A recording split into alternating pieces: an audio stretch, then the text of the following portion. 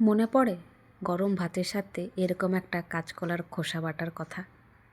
মা আগে কাঁচকলাটা রান্না করে খোসাটা ফেলে দিত না, শিলনোড়াতে রসুন, কাঁচা লঙ্কা, কালো জিরা দিয়ে খুব সুন্দর করে বাটতো। কিন্তু তখন না এই কাঁচকলা খোসা বাটাটা এরকম কোনো গুরুত্বই দিতাম না।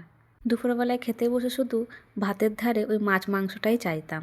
কিন্তু এখন যখন বিয়ে হয়ে গেছে, মায়ের থেকে দূরে চলে এসেছি, খুব মনে পড়ে কাঁচকলার খোসা বাটার কথা।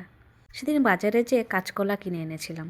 কাঁচকলাটা তো রান্না করলাম, কিন্তু খোসাটা দেখে সে পুরোনো দিনের কথাগুলো মায়ের মনে পড়ে গেল। তো ভাবলাম যাক, একটু চেষ্টা করা যাক মায়ের মতো রান্না করা। তো যতই মন দিয়ে চেষ্টা করি, মায়ের মতো তো আর কোনো দিনও রান্না করাটা সম্ভব না। কারণ যে কোনো রান্নাতেই মায়ের হাতের ছোঁয়া লাগলে সেটা স্বাদটা না দ্বিগুণ হয়ে যেত, যেটা এখন খুব খুব মিস করি। তো যাই হোক, তোমাদের কেমন লাগে এর কাঁচকলার খোসা বাটা খেতে নিশ্চয় কমেন্ট করে জানিও। আর যারা যারা এখনও খাওনি, এরকম একটা ট্রাই করে দেখো। তো চলো, বাই, দেখা হচ্ছে পরের ব্লগে।